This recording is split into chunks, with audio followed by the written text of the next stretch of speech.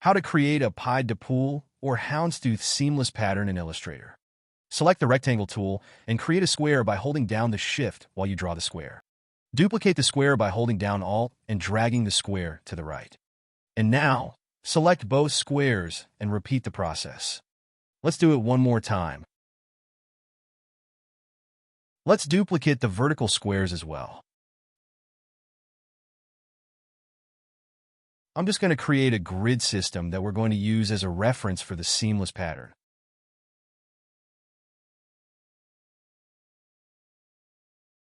Select everything on that layer and drop the opacity to 25%. Now lock that layer and create a new layer on top of this one. Our grid is ready, and it's time to create the Houndstooth pattern. Create another square aligned with the grid, and fill it with black color and remove the stroke color. Now duplicate this square both horizontally and vertically.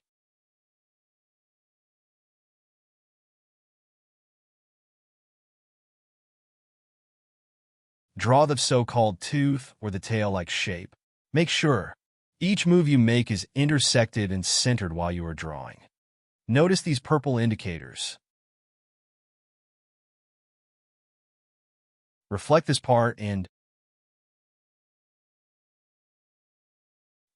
duplicate these two all over the grid.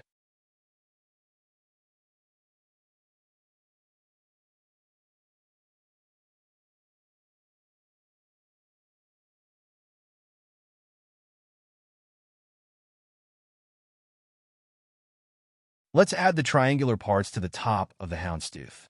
Draw a small triangle like this. Make sure each anchor point is intersected with the center points.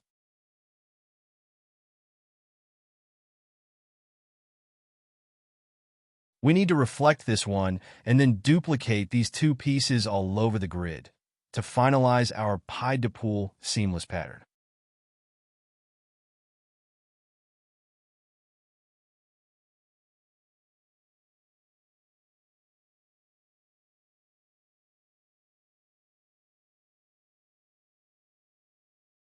Okay, it's time to decide or define the smallest repeating part of this Houndstooth texture. That's why I'm going to change the color of the smallest repeating parts into red. First, the black square turns into red, and we move to the right and recolor all elements into red until we see the black square again. We stop right here because the black square repeats itself here. Now, we go downwards from the point we started and do the same. The red-colored elements are the smallest repeating pattern of the Houndstooth or Pied-de-poule. Select the red-colored ones and go to Object and Pattern and Make.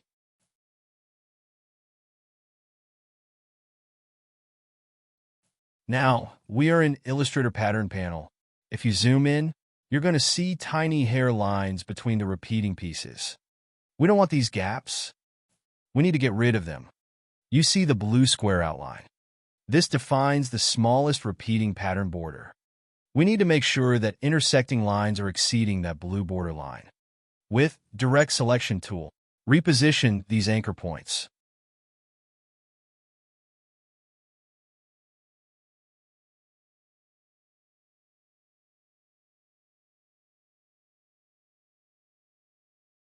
And at this point, we can unite these neighboring parts in order to reduce the number of individual elements. Select these three and go to Pathfinder and select Unite.